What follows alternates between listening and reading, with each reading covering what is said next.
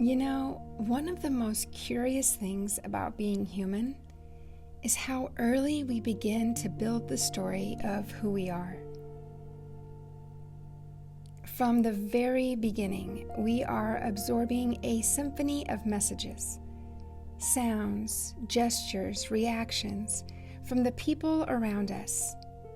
And yet, so much of our lives, we don't even realize that these messages are not truth. They are simply impressions, seeds planted by others, seeds we did not choose.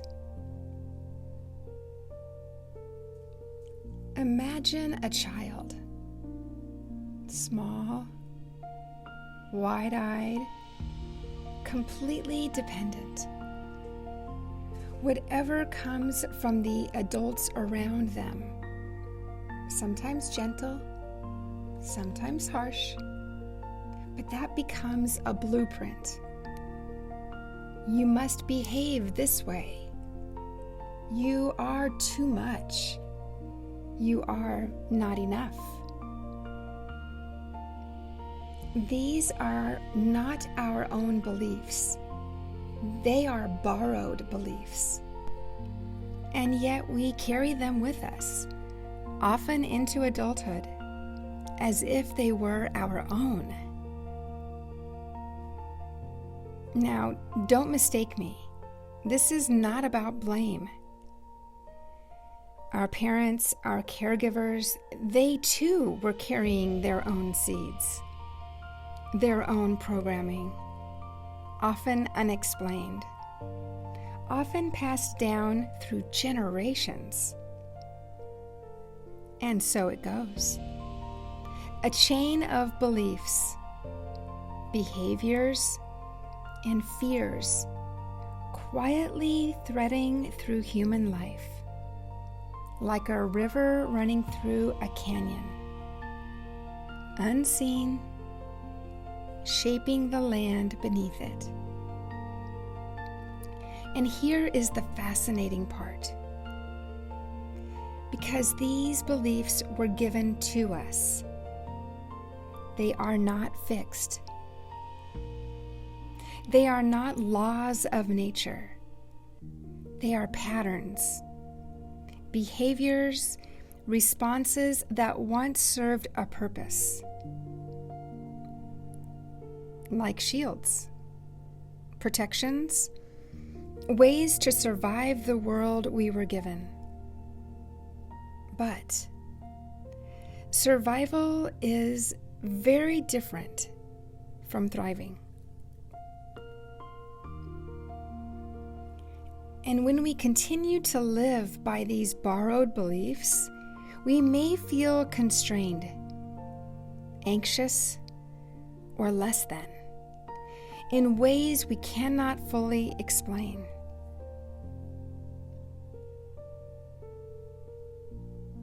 But what happens when we begin to see these patterns? When we notice that our self-worth, our sense of value, has been tied to ideas we didn't choose.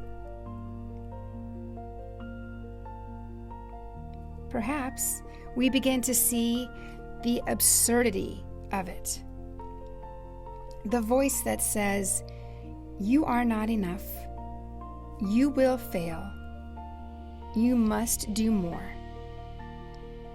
isn't our voice at all. It's borrowed.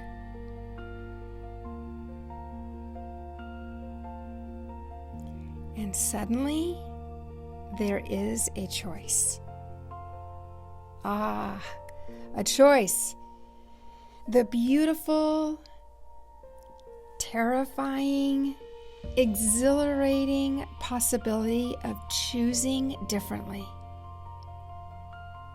Because although we did not choose the beliefs of our childhood, we do get to choose today. We do get to ask ourselves, is this really who I am? Or is it who I was taught to be? And as we explore this question, not merely as a thought, but as a lived experience, we may discover something extraordinary. Our self-worth is not dependent on the borrowed beliefs of our past. It has been present all along, hidden beneath the conditioning, waiting for recognition. Consider this. Most of the constraints we feel are not laws of the universe. They are habits, thought patterns, echoes of other people's fears and hopes. And yet, we often act as if they are unchangeable, as if the rules of our parents' world must govern ours. But life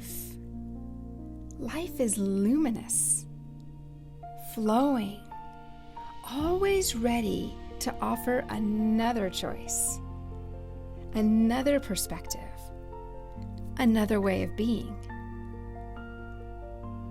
It is like learning to dance with your own mind.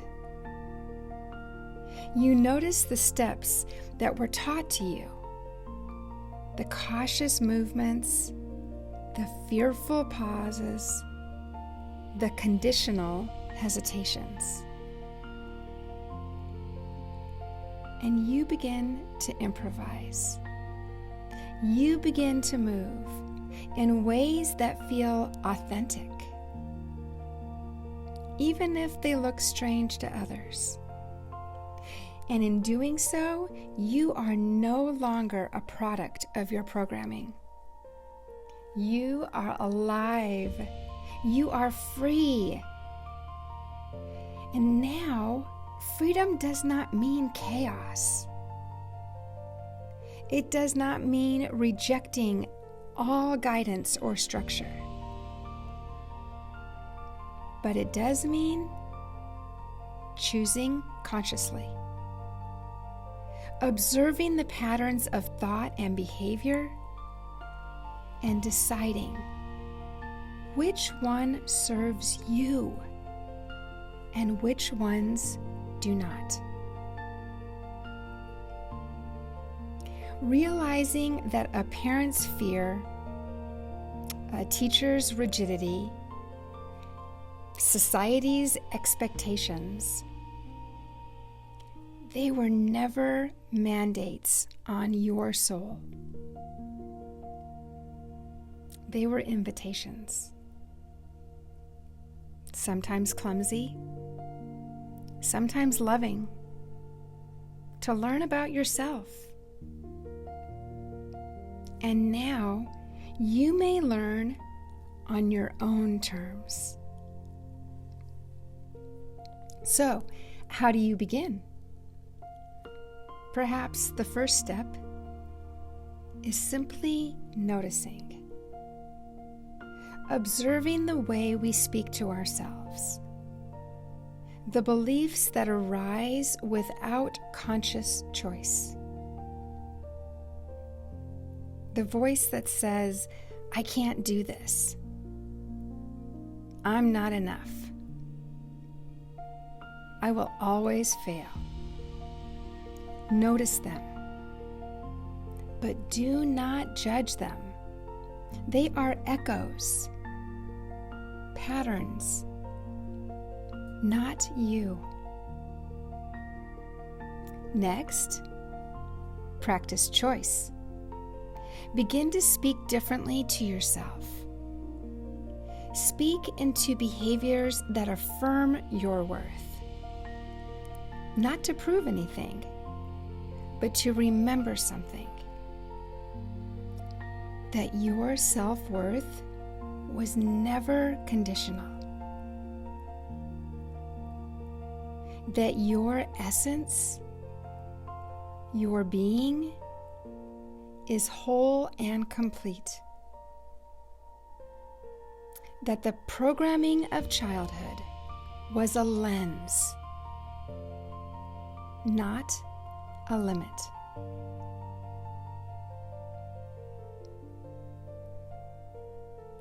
And then comes the beautiful paradox. The more we step into our own choice, the more we realize nothing is fixed. The world, our minds, our very selves are fluid, in constant motion. And in this fluidity, there is play, there is joy, there is creativity. We are not the sum of the commands we received. We are the ongoing conscious expression of life itself.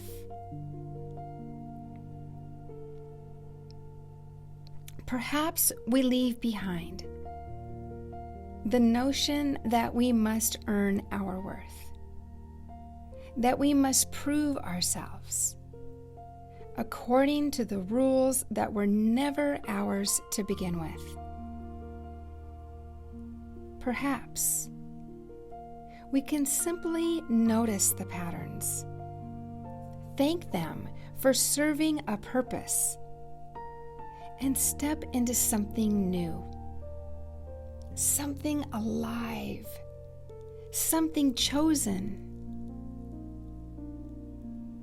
Life, after all, is not a problem to be solved. It's a dance, a song, a flowing river. And as we begin to shed the borrowed beliefs, we begin to move in harmony with it. We begin to experience the lightness of being, the freedom of choosing differently, the joy of discovering in each moment that we are and have always been enough.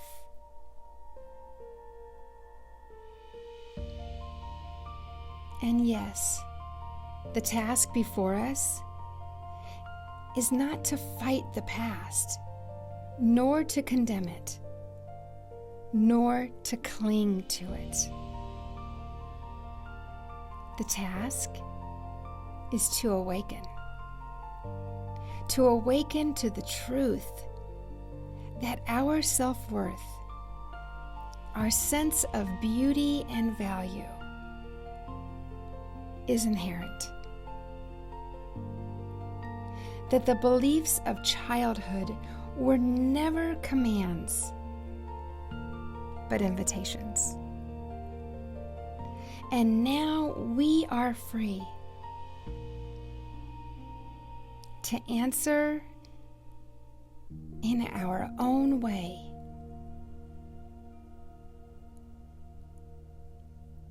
When the fears arise, they will, of course.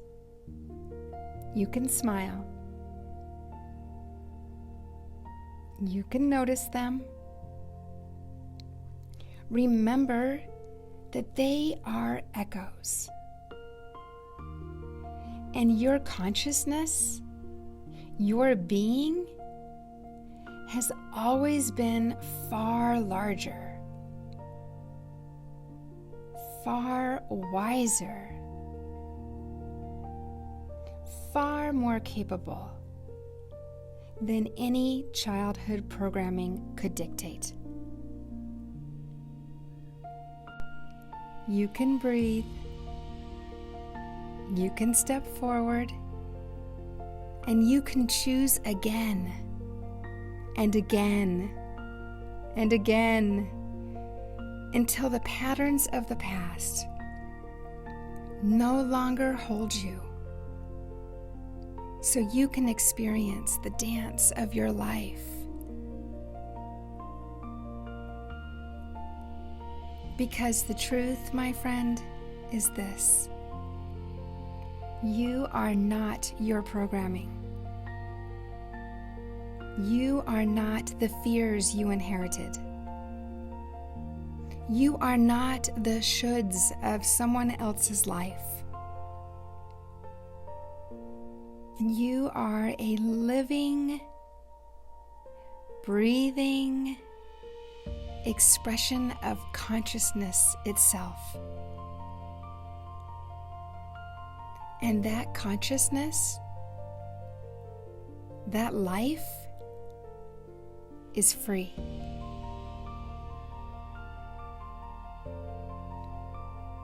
So perhaps, just for a moment, you might allow yourself to feel the absurdity and the beauty of it all.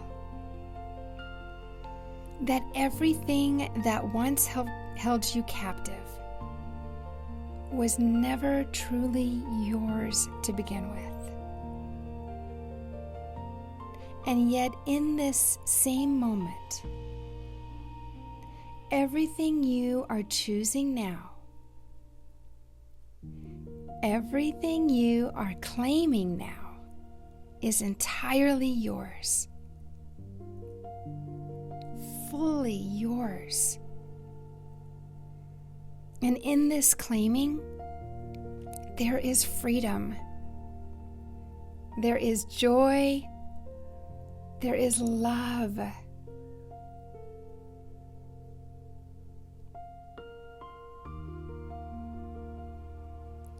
And if you can remember nothing else from this, remember this: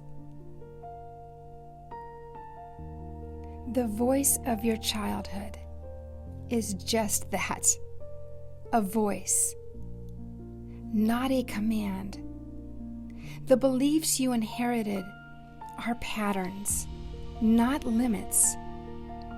And your self-worth, your essential being, was never conditional, never borrowed, never broken. It has always been yours. And now, at last, you can live in that truth.